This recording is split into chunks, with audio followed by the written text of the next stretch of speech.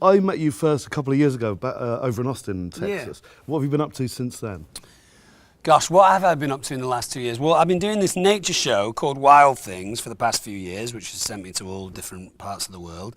Excuse me, developing a bunch of different shows with people. Billy Boyd and I, who I was in Lord of the Rings with, have been in constant development on this kind of travel log business of food show for the past couple of years.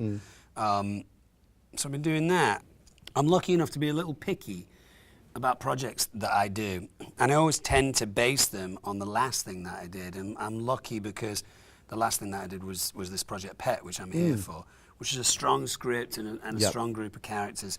So because of that, every time I get sent something from my agent and I read it and he says, what do you think? I now have this ability to say, well, it's not Pet, is it? Pet was an MGM movie that was offered to me in, I think, 2002, maybe 2003.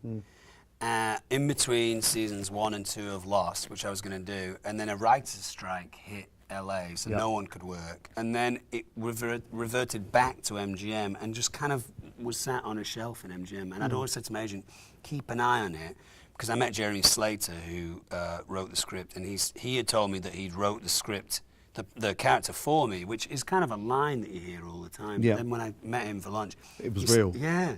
He was like, nah, man, honestly, when I watched the first series of Lost, I could see that you could go from 0 to 100 quite quickly. You're brilliant in the film. Thanks, man. And tell the audience, obviously, a lot of people are here watching it today for the first time, and the movie comes out next year.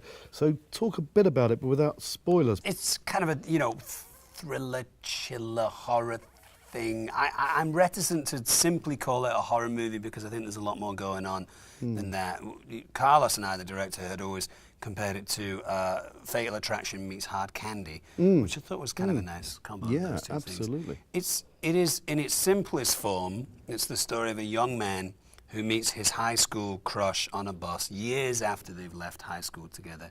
And he assumes that there's a connection between the two of them because he is a guy that doesn't seem to have had a lot of interactions with women or even friends over the years, and there really isn't a connection, and he starts to pursue her romantically, and it's the story of how his life starts to unravel as his obsession with this young lady gets stronger and stronger. But you're right, there's a few other things going on there. One of the things that I love about this film, which I love about all films when they do this, is it gives great credit to its audience, where it doesn't bash you over the head with information. He doesn't have a huge amount of natural charisma, Seth, but what I liked about him was, in so many ways, he's trying as hard as he can to do what he can do best with the limitations that he's got.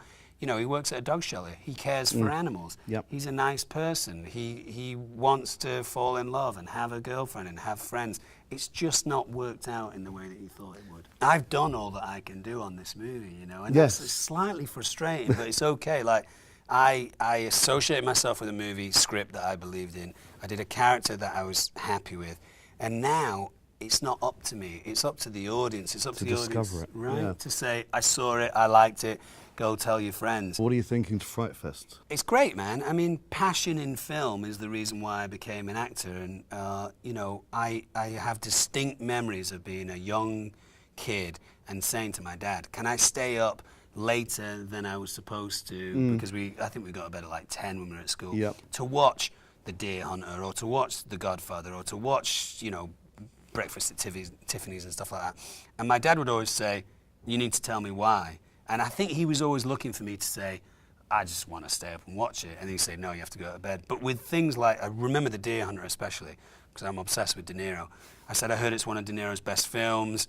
It's got a great score. Christopher Walken, who I'd seen in other films, was in it. And at that point, my dad was like, okay, you can stay up, but you have to watch it with me, because obviously Deer Hunter's pretty scary. So I was a film nut, and I'm still a film nut. And being around people that are passionate about film, that gets them up in the morning, is inspiring. The FrightFest audience are definitely passionate about films. Good, man.